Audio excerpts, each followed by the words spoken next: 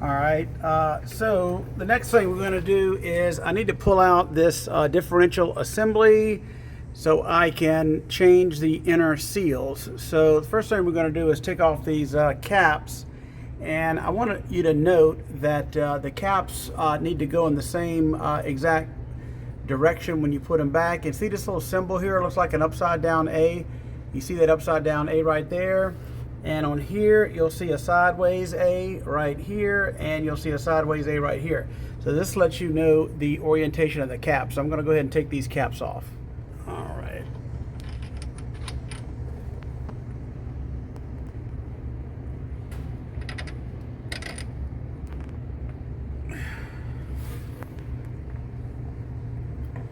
All right, let's pull these caps out.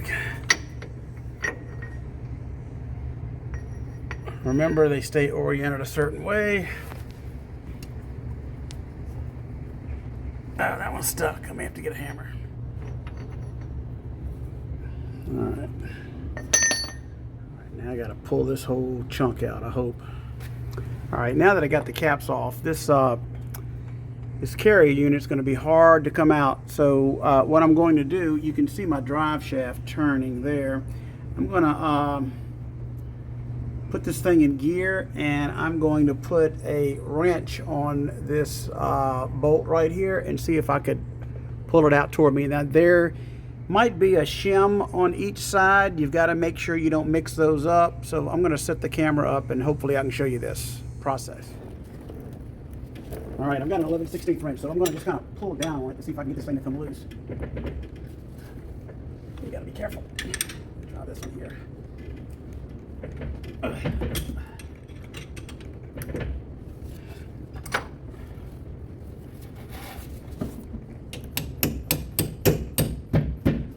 There it comes. Okay, now be careful. You might have some shims there.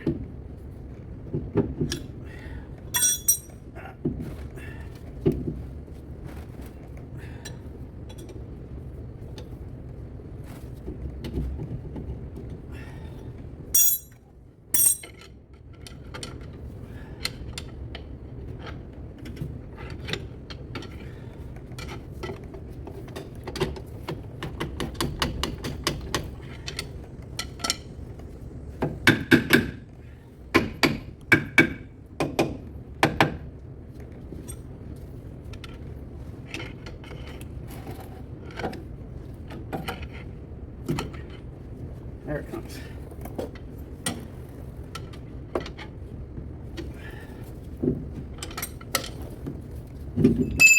Oh, that's a bearing race. Put it back on. All right. Let me see if I've got any shims in here. I don't see any shims actually. Huh. No shims. All right. The reason I pulled that out is I think there's some seals, axle seals that's supposed to be in here, but this thing don't have any seals in it. So I wonder if somebody's been in here before and just never put the seals back.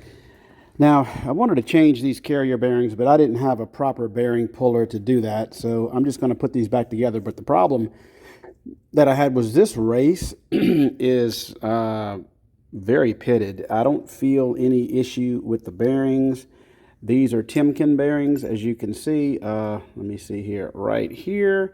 And all I could find was a cheap set of AutoZone bearing and races locally. So, but look at here. When I opened the Duralast made in China bearing race, look what was in it. It actually is a Timken USA race. So you never know what you're going to find in these Duralast. They just source it wherever they can, and we lucked out. We got some USA Timken bearings for the price of Duralast. So what I think I'm going to do is I don't want to destroy these bearings. They're actually good. This race is messed up, so I'm just going to take this new Timken race and put it right on here and call it a day. The next thing I'm going to do is we're going to pull this whole brake assembly off on both sides, and these are just, we're going to pull this brake hose or line off to the wheel cylinder. That's the only thing. Once you take these nuts off, that's going to be the only thing holding this thing on, and we'll get it cleaned up. Actually, I forgot about the parking cable because I got the brake line off right there, but you still got your parking cable, so it's going to complicate things just a little bit on my plan to clean this up. All right, so I've got a set of inner seals here. That's the national part number there. Set of outer seals, part number there.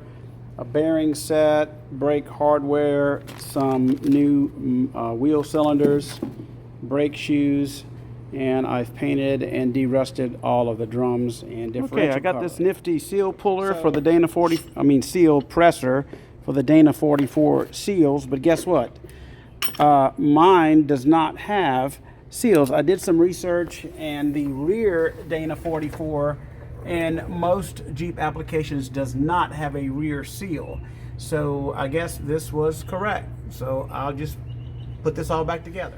Okay, so I have rebuilt the entire brake system. There are plenty of videos online on how to do that. So I do still have these flange bolts on there, so I am going to now do the axle bearing and seal swap and hopefully get this, at least one side of this, buttoned up today. Okay, we've got the bearings ready, these A10 bearing sets, which this bearing set comes with this retainer. So what I'm going to do is attempt to I'm going to grind I guess a slot in both of these and hopefully knock these off, and then I'll bring them over there to the bearing press and get the new ones pressed on. Shouldn't be too big of a deal. Okay, I am going to use this cutting wheel right here. All right, and see, once you put a little cut in there like that, be careful not to hit your axle. You will be able just to knock it off. It'll expand and come right off. You got to do the same with this bearing. Destroy the bearing to get it off. So what I want to do is I'm going to pull this outer piece off to get to that inner piece and grind it. As you can see, the bearings kind of fell apart here, and I was after this inner race. So I'm going to score this with the cutting wheel and hopefully knock it off, and then the whole assembly should come out. Okay, got this one off. Notice I did not have to go all the way through it. Once you get more than halfway through it, the metal starts to expand, and therefore I did not even touch this part, because that you definitely don't want to do that. Okay, and there's where your seal rise. This is the whole reason I'm doing this, because this seal was bad. So this is the proper order that you put these on. So you've got your little holder plate, you've got the seal, make sure it's faced correctly. Then you put your bearing, make sure the bearing is faced correctly, the race on the upper side, and then your lock ring there. So this is the setup that I have. As you can see, simple Harbor Freight shop press.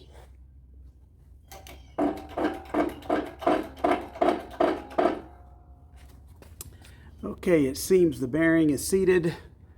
And we are, now that we've got these in the proper order, I'm going to put a little bit of this assembly lube on the end here to make it slide into those splines a little easier.